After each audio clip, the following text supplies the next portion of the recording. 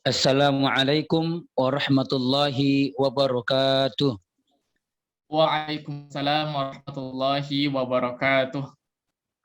Alhamdulillahi rabbil alamin. Kana bi'ibadihi khabiran basira. Tabarakalladzi ja'ala fis sama'i buruja wa ja'ala fiha siraja wa qamaran munira. Asyhadu an la ilaha illallah wahdahu la syarikalah wa asyhadu anna Muhammadan abduhu wa rasuluh alladzi ba'atsal bil haqqi basira wa nadhira wa da'iyan ilal haqqi bi itsnihi wa sirajan munira. Allahumma shalli wa sallim alaihi wa ala alihi wa sahbihi wa sallim tasliman katsira. Amma ba'du. Faqala ta'ala fi Qur'anihil Karim, a'udzu billahi minasy syaithanir rajim. Bismillahirrahmanirrahim. Wasari'u ilal maghfiratin min rabbikum wa jannah arduhas samawati wal ardh u'iddat lil muttaqin alladzina yunfiquna fis sarra'i wad dharra wal kadhimil ghaidha wal 'afina 'anil nas innallaha yuhibbul muhsinin. Tsumma qala aidan a'udzu billahi minasy syaithanir rajim. Bismillahirrahmanirrahim. Syahrul Ramadan alladzi unzila fihi al-Qur'an hudan linnas wa bayyinatin minal huda wal furqan ilal ayah. Wa summa qala Rasulullah fi hadithi man qama ramadhana imanan wa ihtisaban ghufira lahu ma taqaddama min dzambi. Rekan seperjuangan, seiman dan setakwa yang insya Allah kita semuanya diizinkan Allah mendapatkan ampunannya dan kita semuanya mendapatkan surganya Allah Subhanahu wa taala. Yang pertama sekali, selaku hamba Allah yang masih memiliki sisi kelemah, layak dan sepantasnya kita mengucapkan syukur kepada Allah Subhanahu wa taala di mana pada Ramadan ke-19 ini Allah Subhanahu wa taala masih banyak memfasilitasi kita banyak hal. Mulai dari nikmat hidup, sehat, dan nikmat lainnya yang tidak bisa kita sampaikan satu persatu dan kita nafsi-nafsi bisa merasakan itu semua. Sehingga dengan kehadiran rezeki dan nikmat Allah itu kita masih bisa bersilaturahim di kajian online ini. Tentunya berharap kita adanya pertemuan ini memberikan dampak luar biasa kepada kita seputar kajian ini khususnya, yaitu mengharapkan ampunan Allah Subhanahu wa taala di penghujung Ramadan. Sehingga nantinya kita semakin erat silaturahim, semakin selalu dalam bingkai ampunan Allah, lalu saat meninggalkan dunia yang fana ini kita semua husnul khotimah. Berikutnya adalah selaku umat Rasul yang setia kepadanya, yang berkomitmen tinggi menjalankan segala apa yang Rasul qauliyahkan, apa yang Rasul fi'liyahkan dan takririyahkan, yang semuanya itu termaktub dalam hadis-hadisnya yang sahih, yang termaktub dalam kitab 9, kutubut tis'ah, kutubus sittah, dan kitab-kitab lainnya yang tentunya semua bersumber dari Rasulullah sallallahu alaihi wasallam. Sehingga dengan pengamalan qauliyah, fi'liyah dan takririyah, lantas kemudian kita selalu bersalawat kepadanya, Allahumma salli wa sallim wa barik alaihi, nanti yaumil mahsyar, yaumil qiyamah kita akan mendapatkan syafaatnya di garda terdepan nantinya. Itu doa kita berjamaah, kolektif dan kolegial nantinya. Amin. Saudara-saudara seperjuangan, seiman dan setakwa, siogianya kajian online ini dibawa oleh Ustadz Zikri. Berhubung di sana ada kendala teknis yang tak bisa disampaikan di forum ini, beliau meminta begitulah kepada saya untuk menggantikan beliau pada kajian online ini. Alhamdulillah, ini bagian dari tugas hablum minan nas antar sesama untuk saling wa ta'awanu 'alal birri wa taqwa wa la ta'awanu 'alal itsmi wal 'udwan. Saling tolong menolong kita dalam berbuat kebaikan dan tidak tolong menolong dalam berbuat kemaksiat.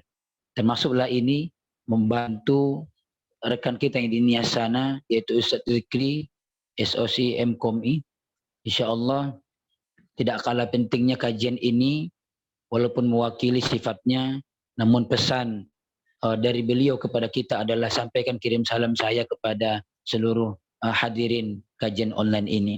Dan insya Allah diberikan beliau kesehatan di sana, keselamatan di masa COVID dan di masa lainnya. Insya Allah beliau tetap memberikan dakwah dimanapun dia berada nantinya. Saudara, rekan seperjuangan dirahmati Allah, sesuai tema yang kita kaji pada siang berbahagia ini adalah meraih ampunan Allah Subhanahu wa taala di penghujung Ramadan. Ikhwani fillah rahimakumullah, rahimani wa rahimakumullah.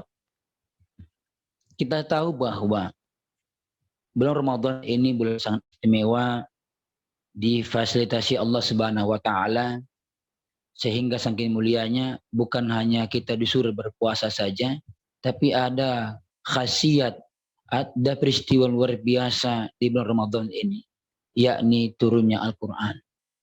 Al-Quran merupakan pedoman kita umat Islam ini, turun di bulan Ramadan, melengkapi kemuliaannya bulan Ramadan ini. Tak asing ayatnya. Al-Baqarah 183 yang selalu didengar di telinga kita masing-masing bahwa seruan Allah Subhanahu wa taala kepada orang beriman untuk menjalankan perintah puasa. Dan ini sudah mentradisi dari dahulu ke dahulu sampai sekarang. Agar apa? Agar kita mendapat predikat ketakwaan. Dan ini bukan kaleng-kaleng.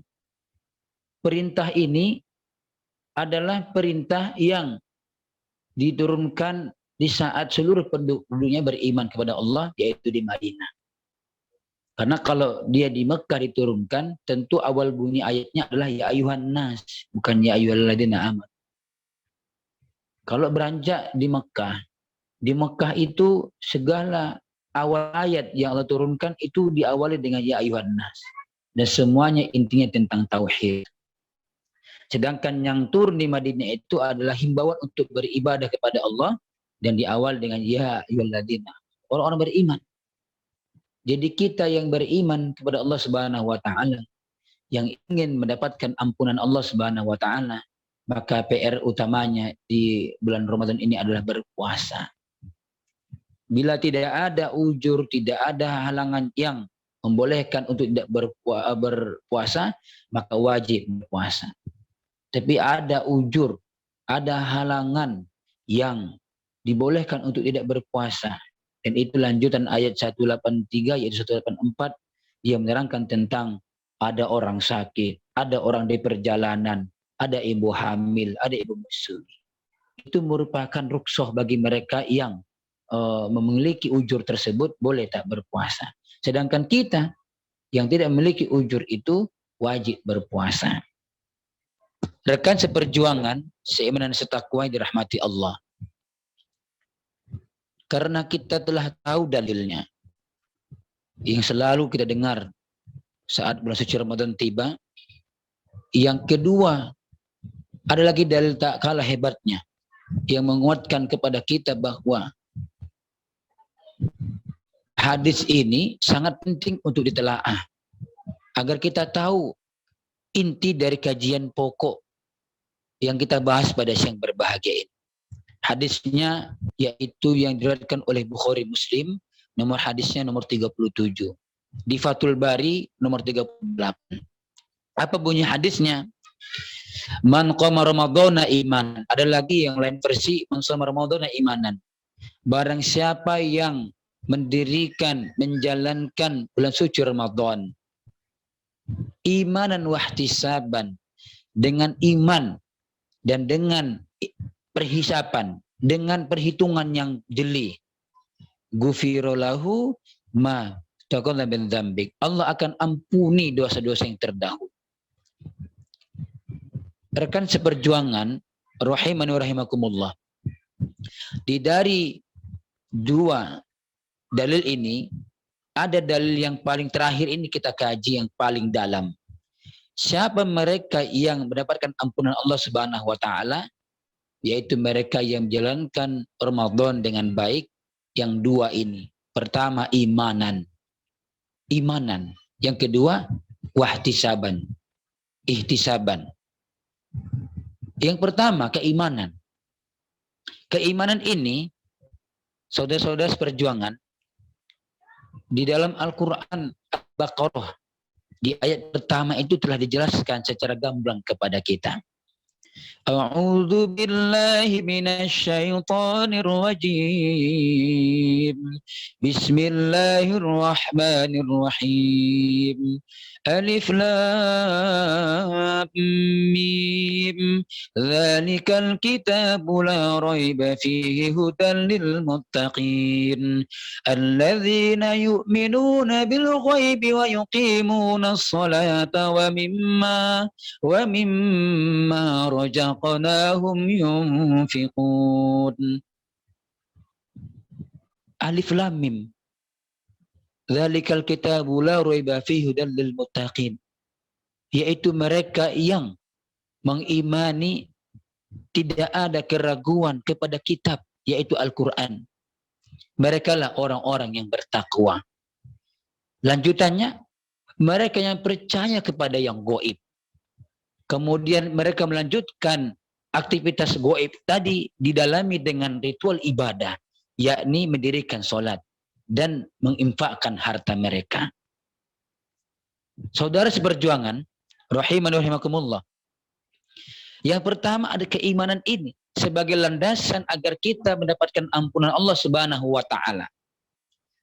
Semuanya pasti didasari dengan keimanan.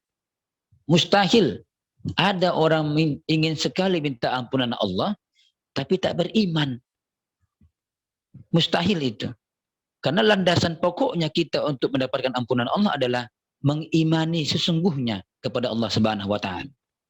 Imanan. Iman itu ada rukun iman. Pertama, percaya kepada Allah Subhanahu wa taala yang gaib. Nah, wal gaib. Gaib itu yang abstrak. Apa yang abstrak itu? Pertama Allah. Itu yang pasti yang gaib. Kemudian apa? Malaikat. Itu gaib. Ya kan? Qadar dan qadar itu juga gaib. Ada terakhir lagi hari akhirat, akhirah. Itu juga gaib. Jadi kalau kita mau mendapatkan ampunan Allah Subhanahu wa taala, kita kuatkan pondasi yang gaib kita ini. Kita percaya kepada Allah, tidak mempersekutukannya. Ketika adzan berkumandang, Allahu Akbar, Allahu Akbar. Saat adzan berkumandang itu tidak ada aktivitas lainnya kecuali ambil air wudu dan sholat kepada Allah Subhanahu wa taala. Tidak lagi di saat adzan berkumandang Allahu Akbar, Allahu Akbar.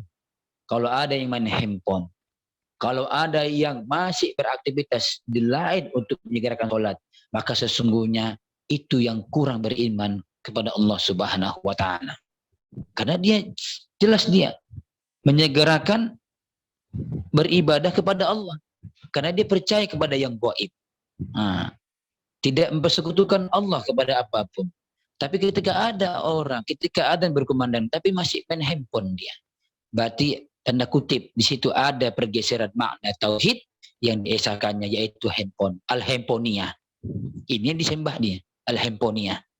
Enggak lagi Allah. Sudah bergeser. Ketika adzan subuh berkumandang, Allahu Akbar, Allahu Akbar. Ini subuh. Bangun dia, ya bangun. Tapi yang pertama kali diresetnya adalah di mana handphone direset kiri kanan. Mana handphone kini? Enggak menyegerakan dia ambil air wudu, enggak juga dia sholat, tapi handphone dahulu. Ada orang pabing mentauhidkan handphonenya tadi, akhirnya ke pabing dia, pubing. Resah, gelisah tanpa ada handphone di sisinya. Ini ada pergeseran makna tadi.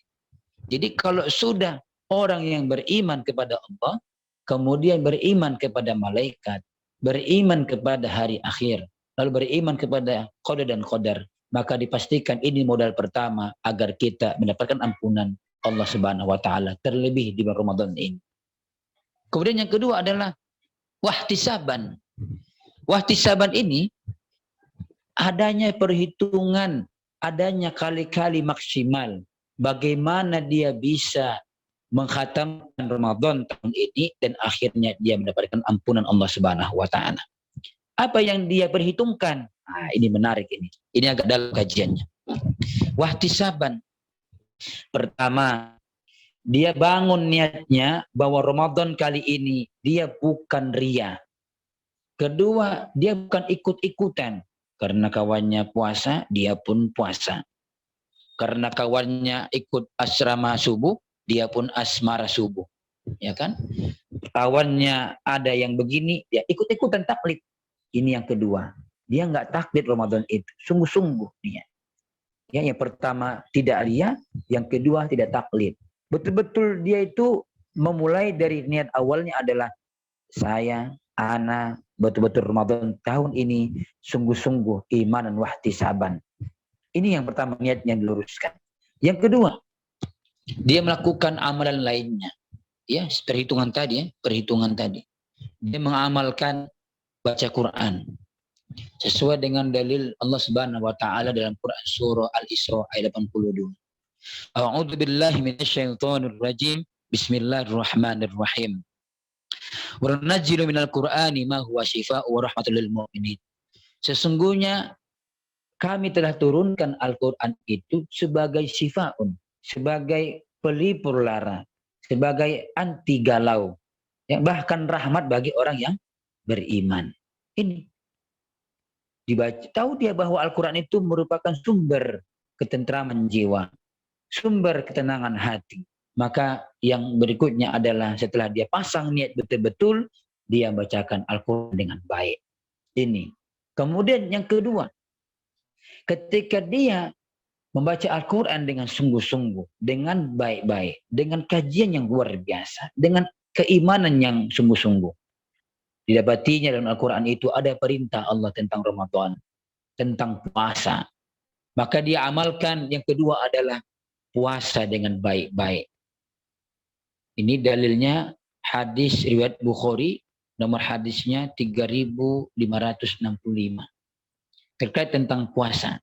Ketika ada orang yang mengajak maksiat, ketika ada orang mengajak kita untuk berbuat akhlakul mazmum, maka sesungguhnya puasa itu sebagai perisai baginya. Tidak main-main. Dia betul-betul bagaimana menjadikan Ramadan puasa itu sebagai perisai dirinya agar apapun ujian di luar sana, godaannya menggiurkan, diantisipasinya dengan baik dengan puasanya tadi itu. Ini ketika ada orang mengajak, ayo kita tembus yuk, kata. Udah siang bolong ini, perut pun udah bunyi-bunyi, ada pula menggoda itu es cendol di situ, tambah pula tadi pagi sahur, nggak sahur dia kesiangan pula itu. Datang pula main drum band cacing itu dalam duguduk antara godaan dengan kesenangan. Nah, kalau dia yang betul-betul berpuasa dengan baik, apa katanya? Maaf lah yo, saya berpuasa. Saya telah betul sudah jam 12 siang. Baru saya akan menanamkan baik-baik.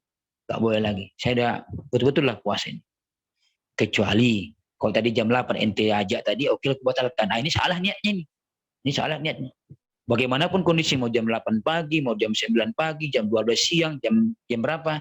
Kalau sudah didasari dengan niat yang lurus, kemudian tahu dia firman dalam Al-Quran tadi, dan semua baca Al-Quran, lalu praktekkannya dengan puasa. Ini tidak akan lagi tergoda apapun dia. Cukuplah ya saya berpuasa. Cukup mengatakan ana saum. Kalau ana saum sudah selesai itu. Apapun godaan yang menghadang kita, tak akan lagi mampu menggoda atau merusak puasa kita tadi.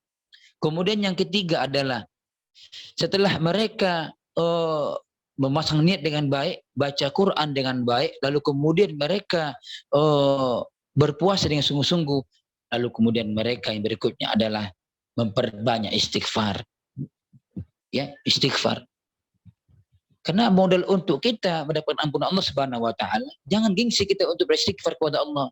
Apa dalilnya? Kita baca Quran surah Al-Anbiya ayat 18. A'udzu billahi minasyaitonir rajim. Bismillahirrahmanirrahim. Wa bil asharihum yastaghfirun. Mereka di penghujung malam itu, saudara, si iman seakidah, kita garis bawahi, wa bil asharihum yastaghfirun. Ashar itu jamak dari sahur. Ada orang lalai dan lupa. Ada amalan paling is the best. Ada orang bangun sahur lalu makan. Dia lupa bahwa ada amalan paling hebat di sini. Segala dosa kita ya Allah Subhanahu wa taala. Apa aktivitasnya? Istighfar di saat sahur atau mendekati sahur. Ini dalilnya. Buka Quran surah Al-Anbiya ayat asharhum yastaghfir. Banyak istighfar di penghujung malam, yaitu ashar, sahur. Jadi sebelum kita sahur, berbanyak istighfar.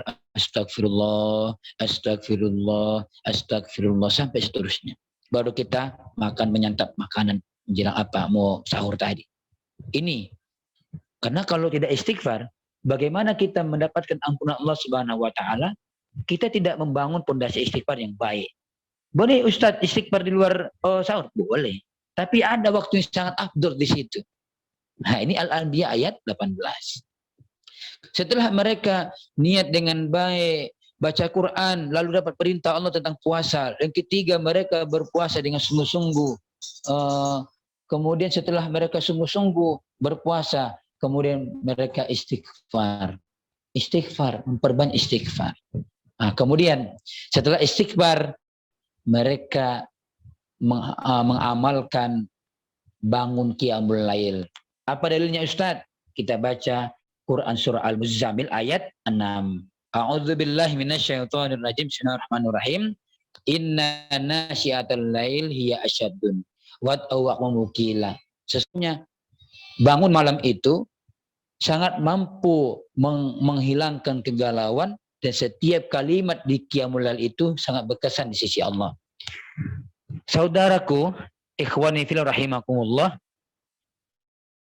ketika habis tarawih, kemudian ada orang yang istirahat, mungkin barangkali kelelahan setelah tarawih. Bangun dia jam 2 malam atau sepertiga malam, lalu qiyamul lail dia. Meminta ampunan Allah Subhanahu wa taala, ya Allah, sangat baik dosaku ya Allah, begitu dalam dosaku ya Allah. Ini dalilnya. Quran surah Al-Muzammil ayat 6. Sesungguhnya bangun malam itu sangat mampu mengisi jiwa kita yang galau.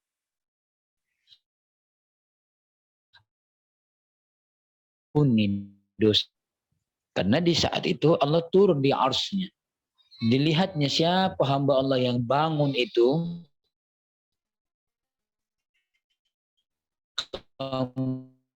kemudian setelah bangun sholat dan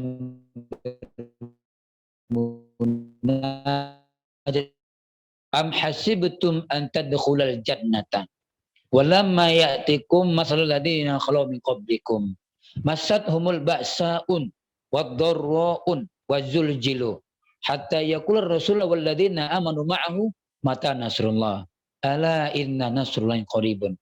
Al-Baqarah 214. Artinya, bagaimana kita masuk surganya Allah sedangkan kita belum masuk ke tahapan orang-orang terdahulu kita. Apa tahapan yang mereka lalui orang terdahulu kita? Mereka masat humul ba'sa'ud. Mereka diuji ujian yang kecil. Wad-dharra'un, dengan ujian yang sedang. Wazuljilu, mereka diuji dengan ujian yang dahsyat. Bahkan Rasul pun hampir enceng menghadapi ujian ini. Hatta yaqula ar-rasul wal ladzina amanu ma'ahu, sampai Rasul berkata bersama orang beriman dengannya, mata nasrullah, kapanlah pertolongan Allah ini datang. Di akhir ayat ini Allah katakan sesungguhnya pertolongan Allah sangat dekat. Apa korelasinya? Ikhwani fillah, korelasinya adalah agar kita betul-betul komitmen mendapatkan ampunan Allah Subhanahu wa taala setelah keimanan. Kemudian setelah kita tadi mengokoh keimanan, kedua melewati berbagai hisab, ihtisaban tadi, baru ada kita mampu melewati ujian. Ujian hidup itu ada ujian dia ba'saun. Ba'saun itu jamak dari ba'sun, yang kecil. yang ringan. Kemudian yang kedua, wad-darra itu jamak dari darrun. Darrun itu adalah sedang, middle. Yang tadi ada low, yang ini middle. Baru wazulzilu, yang dahsyat, yang high, ujian yang high. Kalau wazulzilu kita ingat dengan surah Al-Zalzalah. Ya kan, Al-Zalzalah itu yang menggoncangkan. Jadi orang-orang yang telah mendapatkan ampunan Allah dan berhasil masuk surganya Allah, mereka yang mampu melewati berbagai macam ujian hidup, baik ujian ringan maupun ujian yang sedang maupun ujian yang berat. Dan ini disempurnakan Allah dalil ini dalam Quran surah Ali Imran ayat 142. Apa bunyinya? Di awal ayatnya sama. A'udzubillahi minasyaitonirrajim. Bismillahirrahmanirrahim. Am hasibtum an tadkhulal jannata. Bagaimana kita semuanya masuk surganya Allah? Apalagi ampunan tadi. Orang yang telah diampuni tentu fasilitasnya adalah surga, kan gitu. Nah, bagaimana kita surganya Allah? Walamma ya'limallahu alladziina jahadu minkum. Allah itu belum melihat kesungguhan kita. Wa ya'lamas sabirin, dan Allah belum melihat kesabaran kita. Ada kita selalu bermunajat kepada Allah, ya Allah, ampunilah dosa kami ya Allah. Ya Allah, di penghujung Ramadan ya Allah, begitu banyak fasilitas yang Kau beri kepada kami ya Allah, termasuk Rasul itu selalu minta ampunan di penghujung Ramadan ya Allah. Tapi ketika ada ujian, kita goyah dengan itu. Padahal ujiannya belum lagi berat kali, masih kecilnya itu. Ya kan? Ada orang membawa kereta, kita mau ke arah Pajak Sambu, barangkali beli sandal yang baru atau beli baju hari raya, itu sejauh-jauh lah pajak ikan. Datang orang dari samping menyerempet kita, trok gitu. Keluar bahasa-bahasa yang dari A sampai Z. Pao, bodat, macam-macam. Keluar bahasa-bahasa yang tak enak dari mulut kita. Kenapa? Itu tadi, kita berdoa ampunan, tapi dikasih ujian kita belum mampu melaksanakan atau mampu mengklaster itu, membentengi itu. Ini Allah katakan kepada kita, bagaimana kita bisa masuk surganya Allah? Kita belum maksimal berjihad sungguh-sungguh. Allah tahu itu. Kemudian yang kedua, Allah belum melihat kesabaran kita. Jadi memang dalam mewujudkan keimanan yang bagus, wahtisaban yang keren, kemudian untuk menghadapi ujian yang betul-betul ujian, kita harus betul-betul berjihad. Ini berjihad. Berjihad. Berjihadu itu dibagi kepada 3 bagian. Pertama ada ijtihad. Kedua ada jihadun. Yang ketiga ada mujahid. Yang pertama ijtihad. Ikhwani fillah rahimakumullah. Ijtihad itu adalah kesungguhan dari A sampai Z. Kita bangun pagi tadi, ya kan, qiyamul lail, istighfar, lalu sahur, baru kemudian subuh, lanjut kemudian menjaga segala aktivitas kita sampai akhirnya kita selalu meminta kepada Allah Subhanahu wa taala segala ampunan. Ini ijtihad tadi. Terukur dia, disiplin. Baru kemudian yang kedua adalah jihadun, jihad. Jihad di sini adalah kita mampu mengontrol diri kita dari amarah dan emosi kita, egois kita. Karena banyak orang, ya kan, pengen doanya masuk surganya Allah, tapi egoisnya nggak ampun, luar biasa. Amarahnya pantang sedikit, ya kan, marahnya luar biasa. Ini, ya kan? Nah, ini, ya.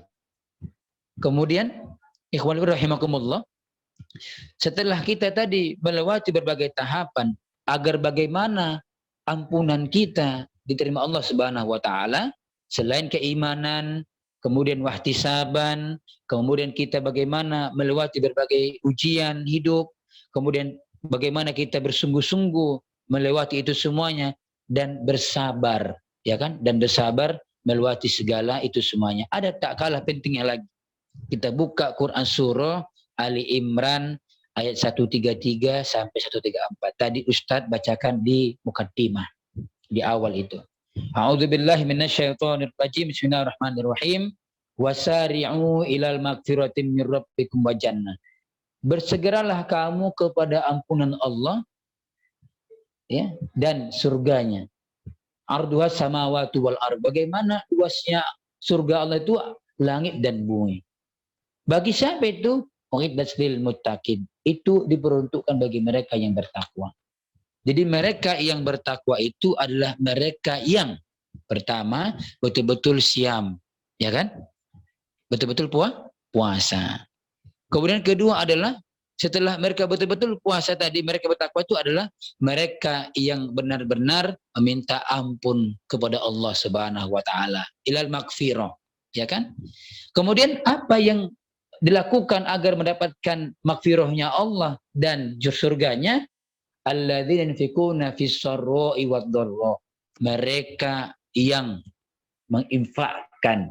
Tadi ada moderator menghimbau, ya kan? Bagi yang ingin berhasil, ya kan? Bagi mereka yang mau berinfak, infakkanlah harta yang terbaiknya. Jangan harta terbaiknya di reseknya kantongnya. Memang di kantongnya bervariasi, ada yang 50.000, ada yang 100.000, ada yang 5.000, ada yang 10.000. Digeseknya, yang paling atas 100.000, yang paling bawah 50.000, paling ke bawah lagi 1.000 rupiah. Di reseknya paling bawah, oh ini yang ada 100.000, 1.000 rupiah yang dikasihnya dari 100.000 uang ini, bayangkan. Padahal kita disuruh untuk berinfak yang terbaik, ya kan? Mestinya di resek itu adalah bukan yang paling bawah di resek, yang paling pertama dapat yang paling atas 100.000 rupiah, itu infakkan, ya kan? Fisarra'i wad dharra, walaupun kondisi lapang dan maupun sempit. Jadi orang yang betul-betul mendapatkan ampunan Allah itu di penghujung Ramadan itu adalah mereka yang berinfak, yunfikuna, menginfakkan harta mereka fisarra'i wad dharra, walaupun mereka sulit, ya kan? Gak menunggu mereka kaya, walaupun penghasilan mereka di saat COVID ini menurun, tapi tak pupus, tak berkurang nilai infak mereka di jalan Allah Subhanahu wa taala. Ini. Baru kemudian wal kadhimin al ghaiz. Mereka apa namanya? Memberikan maaf, ya kan? Berikan maaf, ya kan? Wa afinna 'anil nas. Tak pandang bulu. Tak perlu apa namanya? Orang meminta maaf. Sebelum orang meminta maaf, kita telah maafkan terlebih dahulu. Jadi bagaimana Allah Subhanahu wa taala mengampuni kita sedangkan kita belum berikan maaf kepada orang yang telah menyakiti kita? Mudah saja. Sama itu kalau korelasinya begitu. Bagaimanalah dia bisa mempertahankan rumah tangganya? Ya kan? Sedangkan dia saja ketika sholat, tidak sholat. Ketika beribadah kepada Allah, tidak beribadah kepada Allah. Bagaimana mungkin dia menghormati istri dan anak-anaknya, sedangkan Allah Subhanahu wa taala tak dihormatinya. Begitulah itu. Bagaimana kita mendapatkan ampunan Allah Subhanahu wa taala, sedangkan dirinya sendiri susah sekali maafkan orang lain. Itu logikanya simpel sekali. Nah, jadi bagaimana cara kita benar-benar mendapatkan ampunan Allah Subhanahu wa taala di penghujung Ramadan itu banyak tadi Ustaz sampaikan. Yang pertama adalah ini kilas balik, pertama adalah pasang kuda-kuda keimanan yang kokoh. Ini jangan main-main lagi, ya kan? Apapun model-model yang berbaur khurafat, ya kan? Tinggalkan. Termasuk sekarang pergeseran khurafat itu, tahyul itu adalah bergeser ke handphone. Jadi ketika sudah adzan berkumandang, jangan lagi main handphone. Tinggalkanlah main sketcher itu. Tinggalkanlah game online itu. Ada di sini yang hobi main sketcher. Barangkali ada, ya kan? Barangkali ada yang di sini yang sudah game sketchernya bahkan berjudi lagi barangkali. Na'udzubillah. Ustaz doakan semoga peserta Zoom ini tidak ada yang bersketcher. Boleh sketcher tapi ketika ada yang berkumandang beradzan lah.